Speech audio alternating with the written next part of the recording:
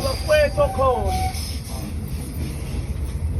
futhi webantu abamnyama kwazini lokhu sizwe sama-Afrika ushembe unezulu uyabona ushembe lo nithi nina ngene imkhonze ngoba umuntu unezulu bafowethu izulu likashembe lokufaka wena nami manje ngiye ngibone mina la kunabantu abathi ngeke bebulandela ushembe umuntu ngimangala ukuthi ke mina kanti bacabanga ukuthi bona kuzokwenziwa njani wenze manje awufunde nalo iBhayibheli awufunde phephethe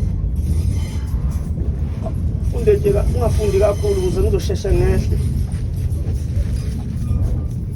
ufunde uNkulunkulu ma-Afrika uphakathi kwethu inkosi enkulu yasebuhleni ayibonga uphakathi kwethu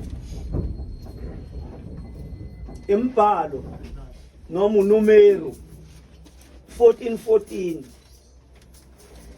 imbhalo 14 evesini lika 14 izokutshela ithi 14 imbhalo bakutshela abahleziyo kulelo lizwe bazokutshela abahleziyo kulelo lizwe sebezwile ukuba wena Jehova sebezwile ukuba wena Jehova uphakathi kwalabantu awuhlele ezulwini inkinga yethu thina ama-Afrika sadlala belungu basitshela ukuthi uNkulunkulu uhlala ezulwini nayo inkinga esabanayo sakhohlwa ukubabuza mhla befikela kokhokho bethu ukuthi njengoba nifika noNkulunkulu enithi asimkhonze kanti nina nimbone kanjani mayehlele ezulwini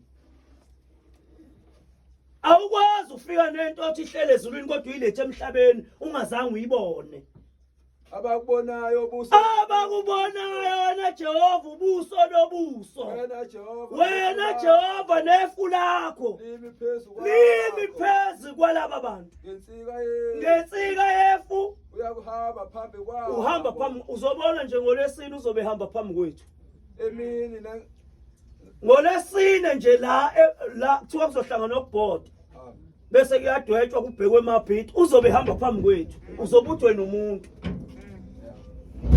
bazokutshela abahleziyo kuleli lizwe sebezwile ngawe wena Jehova ukuba uphakathi awukho ezulwini inkinga uNkulunkulu ohlala ezulwini yasho njalo inkosi langa yathi uNkulunkulu ohlala ezulwini ubasiza ngani abantu uNkulunkulu ohlala ezulwini ubasiza ngani abantu abelungu isizwe esihlakaniphe kakhulu isizwe nje esihlakaniphe ngohlobo oluyinkinga umlungu wabona ukuthi esikhathini esizayo uzohluleka ukulwa nomuntu omnyama wayesebona ukuthi indlela ukuthi alwe nomuntu omnyama kamlimaza ingqondo umuntu omnyama ulokalimala ingqondo elinyazwa umlungu emnikeza iBhayibheli ethi khona uNkulunkulu ohlele eBhayibhelini wayesemtshela wathi lo uNkulunkulu akahlali kodwa nabantu uhlala ezulwini bafayilisha abantu abamnyama ukubabuza ukuthi mani ithi akahlala emhlabeni uhlala ezulwini nikhuluma ngaye nimthathephi kanti nina 1 John uzi ukuthi uNkulunkulu uwumuntu akahlala ezulwini uhlala phakathi kwabantu 1 John ekuqaleni izothi ekuqaleni wayekhona uLizwi uNkulunkulu akahlala ezulwini isidomo nje sikaNkulunkulu esihlele ezulwini thina sisemhlabeni silima sikaNkulunkulu leso nakwa-Israyeli uNkulunkulu wayehleli nabo phela ukuba uNkulunkulu wayengahleli nabo wayengeke amantombazane awu4 okubalwa noMata phakathi kwawo aye kuJesu ayomangala emangalela ukufa kamfowabo uLazaro ayingamangali umuntu ohlele ezulwini ayimangala kuNkulunkulu ohlele emhlabeni ogama lakhe linguJesu ombethe umoya kaNkulunkulu ubani uKristu lezi zinto zimbili uJesu uzalwa uyise nonina uMaria wamithi inyanga ezu8 wambeletha ngenyanga ka9 inkinga yomuntu omnyama bazuthi uJesu akazalwanga ngenyama nanje inkinga ebamba abantu abamnyama bakhohliswa ngabelungu wathiwa akafika akekho umuntu oyihuman being ongazalwanga ngentando yomfazi nendoda akekho ungafa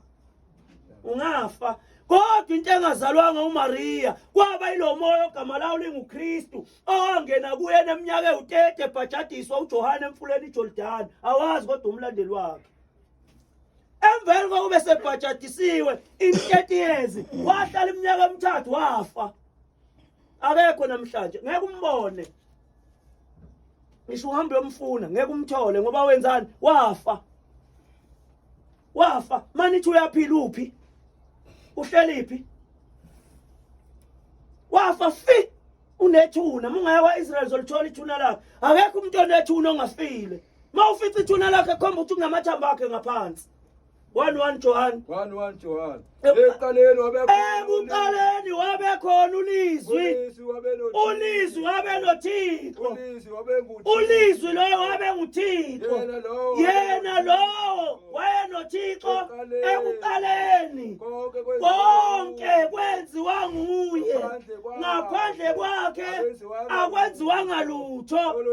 Olwenziwayo. Iya 14 khona lapha. Jomba nje ngaphesheya lapha. Ulizwi waba inyama. Ulizwi azange abe umoya kahlalanga ezulwini waba inyama. Wahlala phakathi kwethu akekho uNkulunkulu ohlala ezulwini isilima leso. Isilima. Akekho uNkulunkulu ohlala ezulwini, uNkulunkulu uhlala nabantu. Ulizwi waba inyama wahlala phakathi kwethu sabonani? Sabona inkazimulo yakhe. Sabona inkazimulo yakhe. Inkazimulo engathi inkazimulo engathi ozelwe yedwa 7:9 Daniel. Daniel 7:9. uNkulunkulu bantu abamnyama umuntu omnyama angazi ngizonitshela kanjani namhlanje uNkulunkulu umuntu omnyama izokutshela incwadi Daniel 7:9. 7:9 Daniel.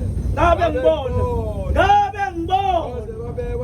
wabekwa isihlalo sobukhosi wathi omdala weyinsuku bani ubani umdala weyinsuku ngeke nize ningiphendule ngoba vele nizothi ngifuna uShembe sengiyanitshela kuShembe umdala weyinsuku wathi omdala weyinsuku wenzani wahlala ukwembatha kwakhe kwakunjani kumhlophe njengongopwana leyinwele zekhanda lakhe zazinjengoboya bemvu obuhlanzekile. Isiphi isizwe sineyinwele esinoboya bemvu ngaphandle komuntu omnyama? Nali iBhayibheli lithi omdala weyinsuku wahlala iy'nwele zekhanda lakhe zazimhlophe njengoboya bemvu obuhlanzekileyo. Isiphi isizwe esinoboya bemvu iy'nwele ngaphandle komuntu omnyama? Kufuneka uze kubhalwe phansi kuthiwe sishushembeke. Kufuneka uze kubhalwe phansi kuthiwe sishushembe ngoba la kunina kugcwele inkungu nina nazi ukuthi umuntu oNkulunkulu umlungu. Hey nasi isizwe esigulayo bakithi lokho benu bafa bethu umlungu oNkulunkulu nani nizofa nithi umlungu uNkulunkulu ngoba niyayinyanya. Uyazi-ke ngutshele mina kwaIsrael ambulala amaJuda anembombo emide njengaye ayembulalela lengqondo nina abantu abamnyama nayo nithi ngene umkhonzo umuntu 8:32 noma 10:33 Mateyu. So gcina apha neBhayibheli funa sibuye siliyeka liphethe uNkulunkulu. Ayikho nje uNkulunkulu ophethwe iBhayibheli. Ukulifundela nje lezo idome esahlangana nazo endleleni. Sitshela ukuthi uNkulunkulu ukhona phakathi kwethu. Yekani ukhonza uNkulunkulu ongekho. Uba u10:33 noma u8:32 Mateyu. Kepha ongiphika phambi kwabantu. Kepha ongiphika phambi kwabantu. Ngiyomphika ngaphambi kukaBaba osezulwini. uJohane lo ngumfunayo. John 8:33 noma 10:32. John. Khona abaJuda babuya bamphendula bathi Wema Afrika lalelani bantu abamnyama. La emhlabeni izizwe ezinhlanu niyezwa. Izizwe ezinhlanu. Khona lokho kunembombo emide okondle beyikhanyilanga. kunoNkulunkulu wakho onguKristu, ngasho ukuthi uJesu, ngoba uJesu wazalwa uMaria. Bese kuba nalesi sizwe kuthiwa ngamaSulumane, sinoNkulunkulu wase kuthiwa ubani uMohammed. Bese kuba nesizwe samaNdiya, sibe noNkulunkulu waso okuthiwa ubani uKrishna. Bese kuba nesizwe samaKorea Japan, sibe noNkulunkulu waso okuthiwa uBuddha. Bese kuba nesizwe sabantu abamnyama esinoNkulunkulu waso okuthiwa uShembe. isizwe emhlabeni esingenawo uNkulunkulu sinye amakhaladi. Reason why singenawo isizwe samakhaladi uNkulunkulu ingoba isizwe savela ngokuhlobonga kwabantu. Asona ama-original. Isizwe okulala inhlanga ezimbili. Kufanele lesi sizweni senisakha samakutshukutshu. Yabona amakutshukutshu agcwele emlazi ubona umfanelo wegundu nomphelo wathi usaba inwele zendiya. Isizwe ngeke sibe naNkulunkulu leso. Zinhlanu izizwe emhlabeni. 5. Imuphi uNkulunkulu engambalileke? Nina-ke nifuna uhambe niyimixa nihambe niyifaka. Awusho ngithi 10, 31. awusho. Khona abaJuda babuye batha amatshe kufuna 8:38. Khona abaJuda babuye batha Khona abaJuda babuye batha amatshe ukuba bamkhaya.